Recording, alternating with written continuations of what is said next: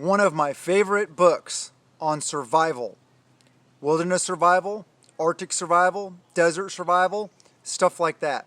Hey everybody, this is Michael with Asymmetrical Preparedness. But today we're talking about one of my favorite books over the years. Since I was a kid, I enjoyed this book. What is it? It is the SAS Encyclopedia of Survival. SAS is Special Air Service. It's British or England's Special Forces, basically. Kind of like our Green Berets, or MARSOC or SEALs, stuff like that. I guess MARSOC would be more like the Royal Marines. But anyway, they're highly qualified operators that know things like this. They know survival, and they teach it a lot. So this book is really good. I mean, it talks about a lot of things. You can see that. Basic equipment. It talks about survival medicine, shelter, fire, water, food, navigation, travel, rescue, all the stuff that you'd have in there. But what's cool is it has Arctic, desert, jungle. It has different categories. So depending on where you live, it may help you. Sea and coastline and military. So, and it talks about, research for the book, but it covers a lot of stuff. It's very, very well illustrated. It walks you through a lot of stuff. It explains in detail. It tells you what kind of things you should have in a survival kit, like a little emergency survival kit you fit in a tin or a small bag or even a backpack. Different sizes. Very, very important things like shelter. Shelter, depending on the weather, shelter will keep you alive. Some weather, if it's, nice, sunny or cloudy and it's 60 degrees outside, night and day, okay, well then your shelter isn't as important. But if you got temperature extremes, really hot, really cold, stuff like that, or snow, rain, shelter can be very, very important. It'll keep you alive. The 3 hours without shelter, thing. Anyway, it talks a lot about map and compass stuff. It talks about GPS a little bit. Oh yeah, you see there, fishing stuff to have in your emergency kit. Snickers, hard candy, that quick burst of sugar for energy. It talks about multi-tools and knives and how to select them, how to sharpen them. A lot of good stuff. Your survival medical pack, that's very important, and that's not an IFAK. That's not individual first aid kit. This is a survival medical kit. This is separate from your IFAK. If you have an IFAK, great. Have one of these also, especially in like a patrol bag, your bug out bag, your go bag, get home bag, whatever it may be. Have an IFAK, but also have something like this, survival medicine kit or medical kit. Very important. It talks about, first aid and CPR, stuff like that. The CPR information may be outdated, I forget. It talks about 2 people. Some stuff has changed, you gotta understand. Or there may be a newer version of this book that talks about the changes in some of these things. But it talks about choking. It talks about a lot of different injuries, which is really good. It talks about a lot of medical stuff. A lot of this stuff, though, also if you get old Boy Scout books, not the new ones, because the new ones are, they have like merit badges now for everything under the sun. It's crazy, some of the things they got merit badges for. But the old ones, I don't know, maybe 80s, maybe even like 70s, 60s. I guess if I was looking for them, I'd probably shoot for 60s or 70s Boy Scout books, because they have a lot of good information, a lot of stuff like this, like fractures, how to apply tourniquets, how to do splints, improvise splints, immobilizing a joint, stretchers. It talks about moving people with injuries, lots of different things. So those old Boy Scout merit badge books are very good also, as well as the old Boy Scout manuals. Any of them, the older ones, are really good. But books like this are also awesome. It talks about burns, because so many different things can happen when you're out in the wild. It does talk about herbal medicine a little bit. This is not a book on herbal medicine though. It also talks about kind of some gross stuff, maggots in wounds. But, maggots only eat dead flesh.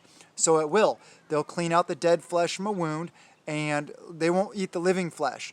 So they'll help keep your wound clean. I know it sounds disgusting, and it is kind of disgusting. But it talks about stings, it talks about bites, it talks about malaria. There's just so many different things. I really like their section on shelter. They do go very well into shelter, building different knots for shelter. That's very important. Talks about the figure 8 bend, clove hitch, different things like that. I highly recommend this book. I really like just the different style of shelters. I always love looking at different shelters because then when you're out with your kids, you can practice building these different shelters for fun. And then you learn how to build them. It's really cool because practical application of knowledge is very important. Not just having books like this, but to get out and actually do these kind of things. And do them when it's easy, like before SHTF, okay? When it's nice and when you're doing it for fun. You don't want to have to do this stuff and figure it out when you're not having fun.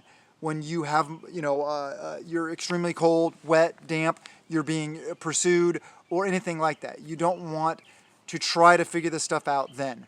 You got to figure it out now.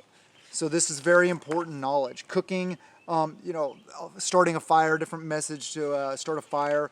Fisherman's knot, reef knot, it talks about, it's like basically every couple of pages has like a new knot and stuff on it. So it shows you a bunch of different knots, fires, the typical stuff. Typical survival stuff. But it's very important and a very good book. It talks about a lot of different things on how to start fires. Let me flip through some of this stuff. It does talk about seeds, nuts, fruits, stuff like that. It does talk about mushrooms and some of the warnings.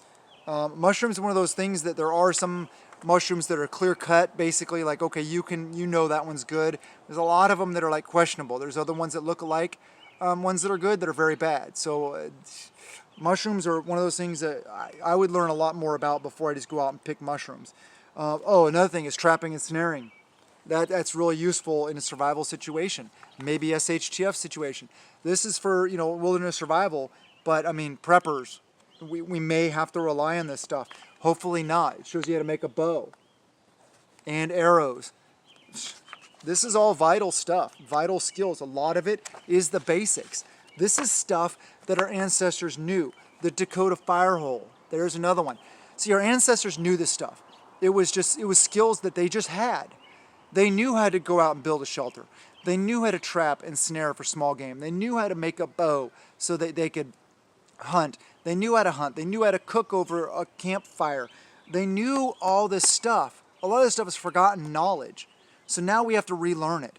We have to reteach society how to do these things before it's too late. This is all very important stuff. Let me flip through. It talks about, pace counts. It talks about map and compass. Work, different land, features. This book is really good. I can't recommend it enough. Is it the greatest book on survival? No. Is it the worst? No. It's one that I've liked for a long time. I've had this book for a long time. Let me see what the copyright on this one is. Because it'll tell you. I may have to rebuy it. I forget, I might have lost it. This is, copyright 1999.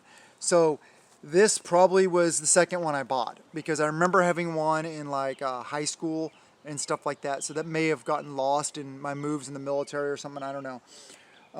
River crossings, talking about climbing with a rope, climbing without a rope.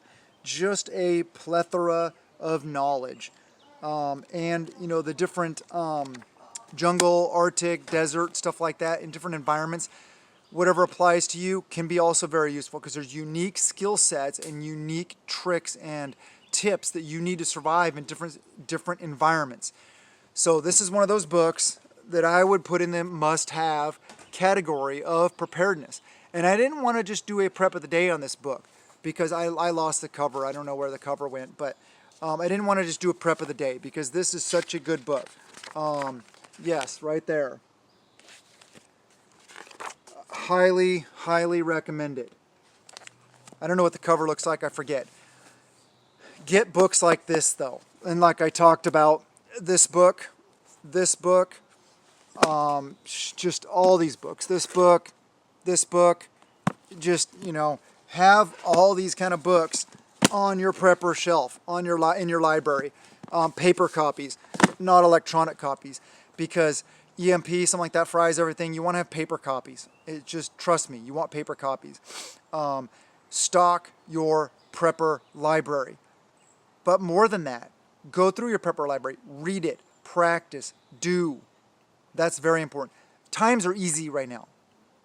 Even if you're going through a hard time right now, it's still relatively easy than in an event, post-event, large event, economic collapse, war, whatever, EMP, power grid down, whatever the situation may be, turmoil, chaos, WROL, Teotihuacan, zombie apocalypse, all those kind of things.